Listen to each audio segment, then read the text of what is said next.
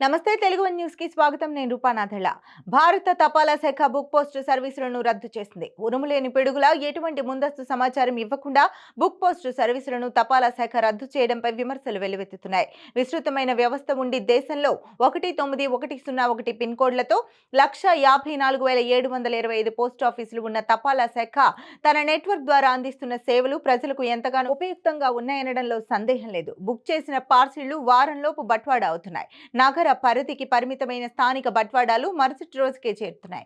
అయితే లాభాపేక్షతో సంబంధం లేకుండా ప్రజలతో పఠనాశక్తి పెంచే ఉద్దేశంతో దశాబ్దాలుగా కొనసాగిస్తున్న బుక్ పోస్ట్ సర్వీసులను హఠాత్తుగా రద్దు చేయడం విస్మయం కలిగిస్తోంది. ఎలాంటి ముందస్తు సమాచారం లేకుండా ఈ ఏడాది డిసెంబర్ 18 నుంచి పోస్టల్ డిపార్ట్మెంట్ తన సర్వీసుల నుంచి బుక్ పోస్టులను తొలగించింది. ఖచ్చితంగా ఇది పుస్తక ప్రియులకు, పుస్తక ప్రచురణలకు షాక్ అనడంలో సందేహం లేదు. బుక్ పోస్ట్ సర్వీసును ఉదాత్తమైన ఆలోచనతో మొదలుపెట్టారు. విద్యను ప్రోత్సహించడం, పట్టణాభిలాషను పెంపొందించడం, దేశవ్యాప్తంగా జ్ఞానాన్ని విస్తరింపచేయడం లక్ష్యంగా ప్రారంభించిన ఈ సర్వీసు రద్దు చేయడం ఎంత మాత్రం సరికాదన్న అభిప్రాయం సర్వత్రా వ్యక్తమవుతోంది. రిజిస్టర్ బుక్ పోస్ట్ సర్వీసు ద్వారా 5 కిలోల బరువున్న పుస్తకాలను దేశంలోని ఏ మారుమూల ప్రాంతానికైనా కేవలం 80 రూపాయల ఖర్చుతో పంపించే అవకాశం ఉన్న ఈ సర్వీసును రద్దు చేయడం దారుణమని పుస్తక ప్రియులు ఆవేదన వ్యక్తం చేస్తున్నారు. పుస్తకాలు చదివే అలవాటును ప్రోత్సహించడం లక్ష్యంగా తపాలా శాఖ ఈ సర్వీసును నడిపేది. అతి తక్కువ రేట్లతో బుక్ పోస్ట్ ద్వారా పుస్తకాలు, మ్యాగజైన్లు, పీరియాడికల్స్ దేశంలోని నలుమూలలకు పంపిణీ చేయడానికి అన్న అవకాశాన్ని తపాలా శాఖ లేకుండా చేసిందన్న విమర్శలు వెల్లువెత్తుతున్నాయి.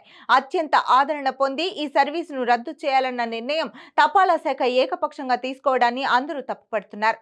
ఈ నిర్ణయాన్ని అమలు చేయడానికి ముందు పుస్తక పరిశ్రమ, చదువరుల అభిప్రాయాలను తీసుకుని ఉండాల్సిందని అంటున్నారు. అవసరమైతే స్వల్పంగా ఛార్జీలు పెంచైనా సరే ఈ సర్వీసును కొనసాగించాలని కోరుతున్నారు. రిజిస్టర్ బుక్ పోస్ట్ కేటగిరీని తపాలా శాఖ తన సాఫ్ట్వేర్ నుంచి గుట్టు చప్పుడు కాకుండా తీసేసింది. కనీసం పోస్టల్ డిపార్ట్మెంట్ ఉద్యోగులకు కూడా ఈ విషయాన్ని ముందుగా తెలియపరచలేదు.